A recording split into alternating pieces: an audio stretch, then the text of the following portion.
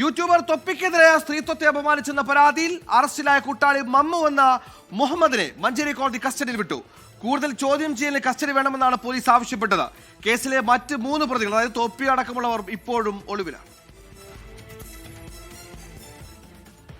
ലൈവിലൂടെ അപമാനിച്ചു എന്ന പരാതിയിലാണ് തൊപ്പി എന്ന നിഹാദ് അടക്കം 4 സുഹൃത്തുക്കൾക്കെതിരെ പോലീസ് കേസെടുത്ത് അന്വേഷണം മുന്നോട്ട് കൊണ്ടുപോകുന്ന സാഹചര്യമുണ്ടായത്.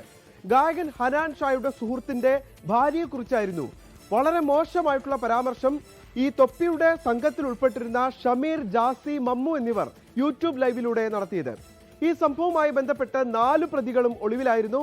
ഇതിൽ 4ാം പ്രതിയായിട്ടുള്ള മമ്മുവിനെ കണ്ണൂരിലെ വീട്ടിൽ വെച്ചാണ് മഞ്ചേരി പോലീസ് പിടികൂടുന്നത്.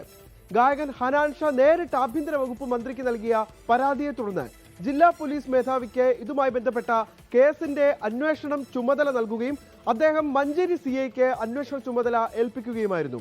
തുടർന്നാണ് ഈ കേസിലെ ആദ്യ അറസ്റ്റ് സംഭവിക്കുന്നത്. കേസിലെ 4ാം പ്രതിയായിട്ടുള്ള മമ്മുവിനെ മാത്രമാണ് നിലവിലത്തെ സാഹചര്യത്തിൽ പോലീസിനെ പിടികൂടാൻ കഴിഞ്ഞിട്ടുള്ളത്.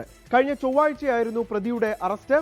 തുടർന്ന് പെരിന്തൽമണ്ണ സബ് ജയിലിൽ കഴിയുന്ന മമ്മുവിനെ കസ്റ്റഡിയിൽ വേണമെന്ന് മഞ്ചേരി പോലീസ് CJM കോടതിയിൽ അപേക്ഷ നൽകുകയായിരുന്നു.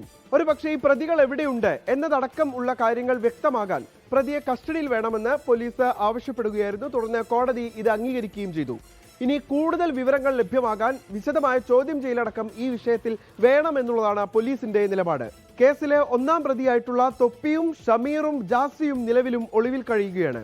തൊപ്പി രാജ്യം വിടാൻ സാധ്യതയുണ്ടെന്ന് മനസ്സിലാക്കിയതിന്റെ പശ്ചാത്തലത്തിൽ കഴിഞ്ഞ ദിവസം ലുക്കൌട്ട് സർക്കുലർ അടക്കം പുറത്തിറക്കിയിരുന്നു. തൊപ്പിക്ക് വേണ്ടിയിട്ടുള്ള അന്വേഷണവും മഞ്ചേരി പോലീസ് ഊർജിതമായി നടത്തുന്നുണ്ട്.